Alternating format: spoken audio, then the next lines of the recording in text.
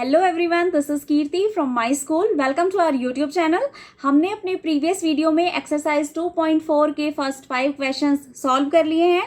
सो आज के अपने वीडियो में हम नेक्स्ट 5 क्वेश्चंस सॉल्व करने वाले हैं। सो चलिए बिना देर किए स्टार्ट करते हैं। पहले क्वेश्चन रीड आउट कर लेते हैं। क्वेश्चन दिया है, there is a narrow rectangular plot reserved for a school in Maholi village.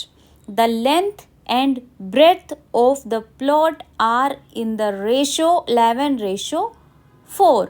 At the rate of rupees 100 per meter, it will cost the village panchayat 75,000 rupees to fence the plot. What are the dimensions of the plot? So देखिए यहाँ पर एक खेत दिया है जिसकी shape दी है इसने रेक्टेंगुलर। ये रेक्टेंगुलर कोई फील्ड है, इसमें हमें फेंसिंग का काम करना है। फेंसिंग क्या होती है? जो खेत के चारों तरफ वायरिंग होती है उसको बोलते हैं फेंसिंग। ये हमें करवाना है, तो इसका खर्चा हमें दिया है 100 रुपीज़ पर मीटर। इसने हमसे लेंथ और ब्रेड्थ पूछी है, मतलब इसकी डायमेंशंस पूछी है कि ये कितनी लंबाई और कितनी चौड़ाई का खेत है। अगर इसने हमें पूरा खर्चा दिया है फेंसिंग करवाने के लिए और डायमेंशंस का रेशो दिया है। पहले जो हमें दिया है वो हम लिख लेते हैं। Dimensions ratio will be given है ये 11:4। कॉस्ट ऑफ फेंसिंग ये है 100 रुपीज़ पर मीटर। उसके बाद दिया है टोटल कॉस्ट। टोटल कॉस्ट दिया है 75,000 रुपीज़। पूछा है लेंथ ब्रेड्थ, ये हमसे पूछा है। सबसे पहले हम करेंगे ये कि हम लेंथ मान लेंगे। Let length of the field equals to 11x and breadth of the field equals to 4x, क्योंकि हमें रेशो दिया हुआ है। अगर आपको इसकी फेंसिंग करनी हो तो ये क्या होगा? इसकी चारों तरफ फेंसिंग होगी तो ये इसका पेरीमीटर हो जाएगा, क्योंकि इसको हमें बाउंड्री की साइड से चारों तरफ से कवर करना है। तो हमें निकालना क्या होगा? टोटल फेंसिंग की लंबाई निकालने के लिए इसका पेरीमीटर। आप सबको पेरीमीटर का फॉर्मूला पता है। पेरीमीटर ऑफ रेक्टेंगुलर शेप ये होता है 2 इंटू लेंथ प्लस ब्रेड्थ। हमारे पास लेंथ भी है ब्रेड्थ भी है, हम पेरीमीटर निकाल सकते हैं। पेरीमीटर हो जाएगा, लेंथ हमारे पास है 11x प्लस ब्रेड्थ हमारे पास है 4x। पेरीमीटर हो जाएगा 2 into 15x equals to 30x metre. अब कॉस्ट अगर हम निकालें, कॉस्ट पर मीटर गिवन है 100, 30x का कॉस्ट हो जाएगा 30x मीटर।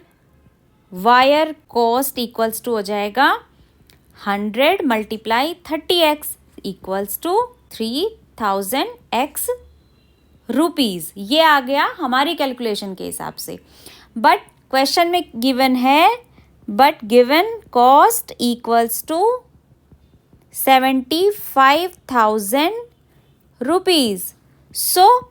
हम क्या करेंगे? दोनों को इक्वल रख देंगे, क्योंकि क्वेश्चन में गिवन कॉस्ट 75,000 है और हमारी कैलकुलेशन के हिसाब से आई 3000 रुपीज़, 3000x। यहाँ से x की वैल्यू क्या आ जाएगी? x equals to 75,000 divide by 3000। 30 से 30 कैंसिल और ये 25। x की वैल्यू आ गई 25। अब पूछा क्या है हमसे? लेंथ और ब्रेड्थ। हम इजीली लेंथ और ब्रेड्थ निकाल सकते हैं। लेंथ हो जाएगी हमारी, रेशो में गिवन था, हमने लेंथ लिया था 11x। x की वैल्यू है 11 मल्टीप्लाई 25 इक्वल्स टू 275 मीटर। ये हो गई लेंथ। और ब्रेड्थ हो जाएगी 4x। 4 into 25 equals to 100 metre. यही हमारा आंसर हो जाएगा। आई होप आपको क्लियर हुआ होगा। चलिए अगला क्वेश्चन रीड आउट करते हैं। Question number 7। इसने बोला है, Hasan buys 2 kind of cloth material for school uniform. Shirt material that cost him 50 rupees per meter and trouser material cost him 90 rupees per meter. For every 3 meter of shirt material, he buys 2 meter of trouser material.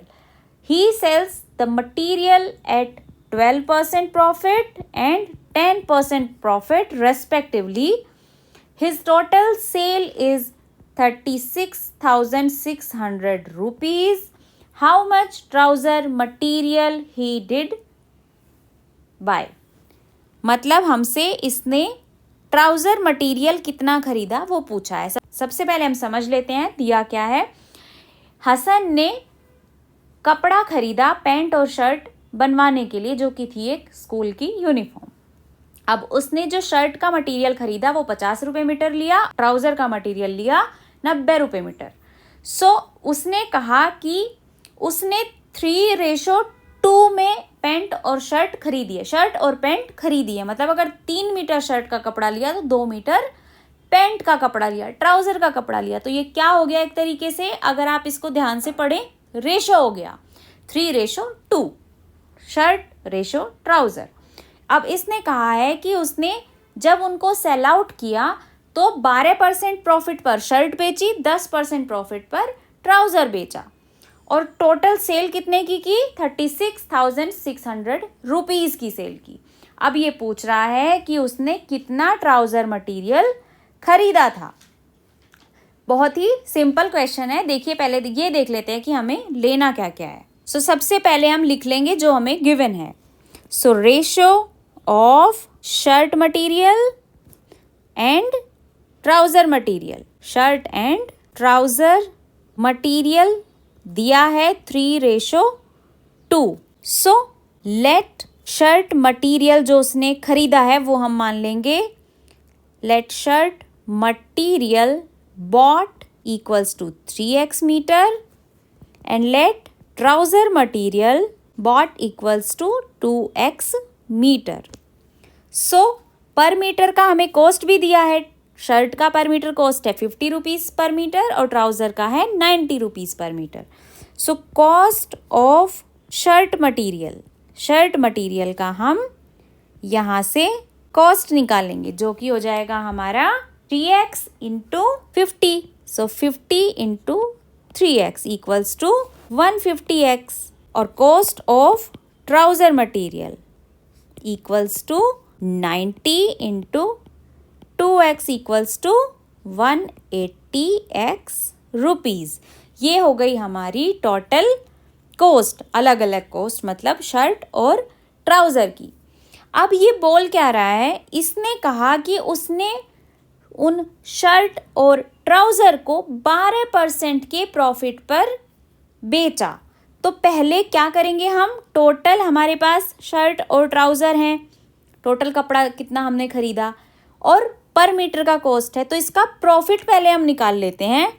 So profit in case of shirt it will be 12% equals to 50 का 12% मतलब 50 into 12/100 so equals to 6 rupees.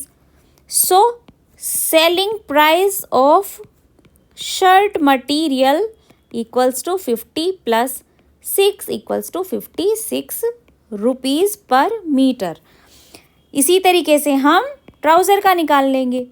Profit in case of trouser equals to 10%. So 90 rupees per metre trouser का जो rate था वो 90 rupees per metre था. 90 into 10/100 सो यह आ जाएगा 9 rupees. So selling price of trouser equals to हो जाएगा 90 plus 9 equals to 99 rupees per metre. अब हमारे पास सेलिंग प्राइस की अलग अलग कॉस्ट आ गई, सो हम इसका अलग अलग वैल्यू निकाल सकते हैं. Selling price of shirt equals to क्या आ जाएगा, ये आ जाएगा 56 इंटू 3x क्योंकि 3x हमारे पास टोटल शर्ट का मटेरियल था. सो ये आ जाएगा 168x रुपीज़. अब अगर हम बात करें सेलिंग प्राइस ऑफ ट्राउज़र, ये हो जाएगा हमारा 99 इंटू 2x, क्योंकि शर्ट का ट्राउजर का कपड़ा हमारे पास था 2x मीटर, ये हो जाएगा 198x रुपीज। सो अब हमारे पास सेलिंग प्राइस आ गया दोनों का अलग अलग। So total selling price equals to 168x plus 198x rupees, ये हो जाएगा 366x रुपीज। बट गिवन क्या है, but given price equals to 36,600 rupees. So दोनों को हम इक्वल रख देंगे। So 366x equals to 36,600 rupees. So x की वैल्यू यहाँ से आ जाएगी 100 रुपीज। अब जब x की वैल्यू 100 आ गई, सो अब हमारे पास x की वैल्यू आ गई 100। हमें बताना है कि उसने ट्राउजर के लिए कितना कपड़ा खरीदा। So trouser material equals to 2x। So ये हो जाएगा 2 into 100 equals to 200 metre. So इसका आंसर आ गया 200 मीटर। उसने ट्राउजर के लिए 200 मीटर कपड़ा जो है वो खरीदा था। आई होप आपको ये क्वेश्चन क्लियर हुआ होगा। थोड़ा सा ट्रिकी है बट बहुत ही ईजी है अगर आप इसको ध्यान से पढ़ते हैं। सो चलिए चलते हैं नेक्स्ट क्वेश्चन पर। अगला क्वेश्चन है क्वेश्चन नंबर 8। पहले क्वेश्चन रीड आउट कर लेते हैं। Half of a herd of deer are grazing in the field and 3/4 of the remaining are playing nearby. The rest 9 are drinking water from the pond and the number of find the number of deer in the herd. इसने दिया है कि कुछ dear जो हैं वो एक ground में ग्रेज कर रहे हैं। टोटल नंबर ऑफ डियर हमसे पूछा है और दिया है कि आधे डियर जो हैं वो ग्रेजिंग कर रहे हैं और रिमेनिंग का 3/4 पार्ट जो है वो प्ले कर रहे हैं और बचे हुए जो हैं वो 9 हैं वो पानी पी रहे हैं। तो इसने हमसे टोटल नंबर ऑफ डियर पूछा है। सो बहुत ही इजी सा क्वेश्चन है। Let's suppose total number of dear, ये मान लिया हमने x है, इसने यही हमसे पूछा है। अब इसकी कंडीशन के अकॉर्डिंग हम चलते हैं। Deer grazing in the field equals to, इसने दिया है हाफ कि आधे हिरन ग्रेजिंग कर रहे हैं। सो x/2। अब इसकी अगली कंडीशन के according deer playing nearby ground equals to remaining का 3/4। अब बचे हुए कितने डियर हैं, x माइनस x/2। x/2 उनमें से क्या कर रहे हैं, ग्रेजिंग कर रहे हैं और बचे हुए होंगे x माइनस x/2, उसका 1/3 पार्ट जो है वो प्ले कर रहे हैं। सो 3/4 ये हो गए जो प्ले कर रहे हैं वो वाले डियर हमारे। सो यहाँ से रिमेनिंग जो डियर हैं हमारे वो हो गए हमारे remaining deer equals to, given है ये 9। सो अगर हम अपनी तरफ से यहाँ से टोटल नंबर ऑफ डियर निकालें सो कितना आएगा, हमारी कैलकुलेशन के हिसाब से जो डियर हैं वो 3 जगह पर हैं जो क्वेश्चन में गिवन है।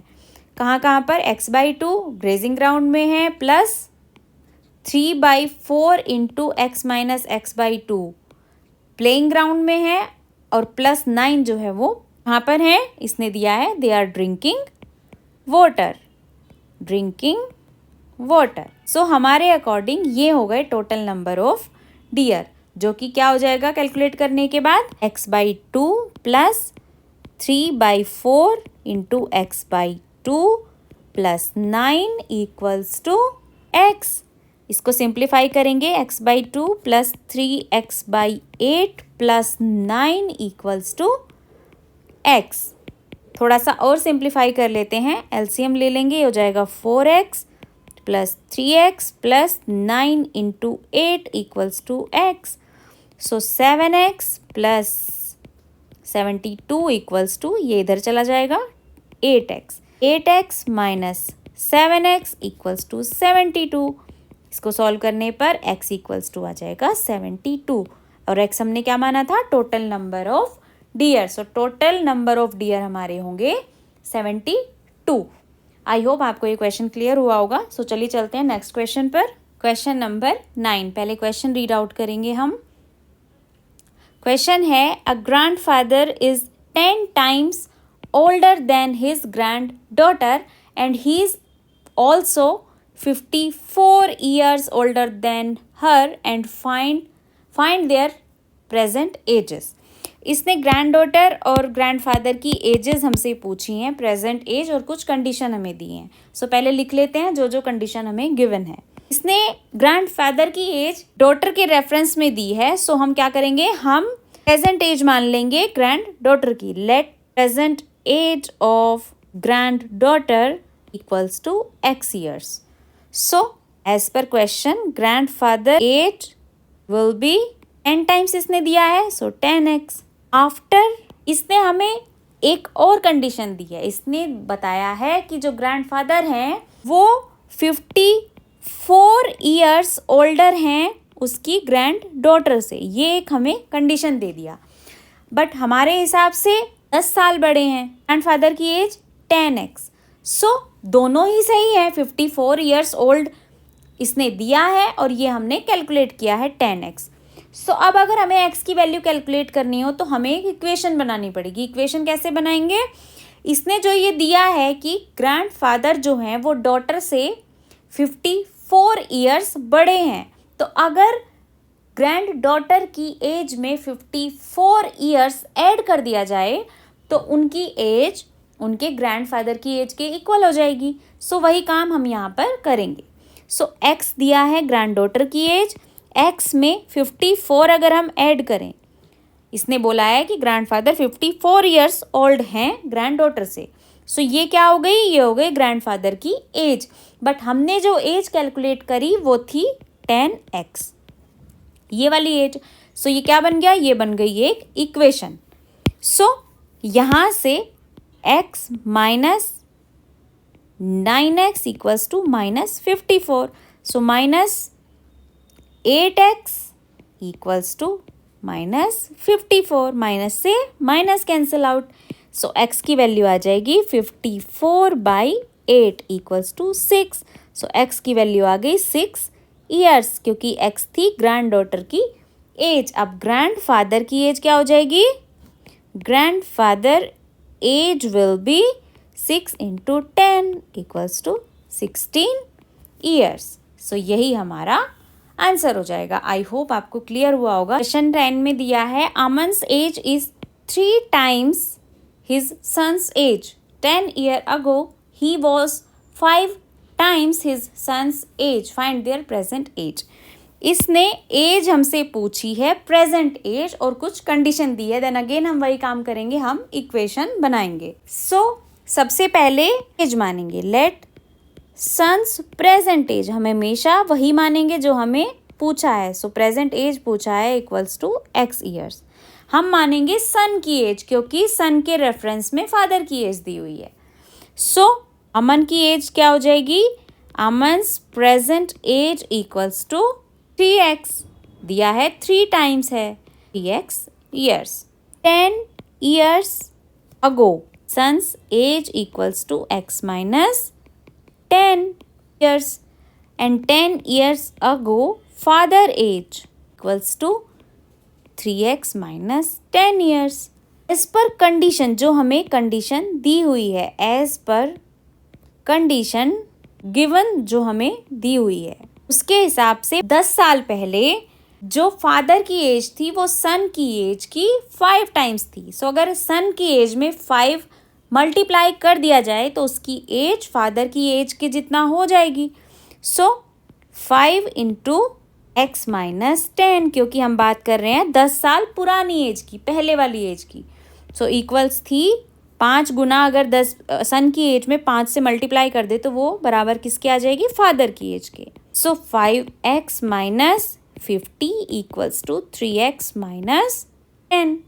सो इसको अगर हम सिंप्लीफाई करेंगे, so 5x minus 3x equals to आ जाएगा 50 माइनस 10। तो 2x equals to 40, x equals to 40/2 equals to 20।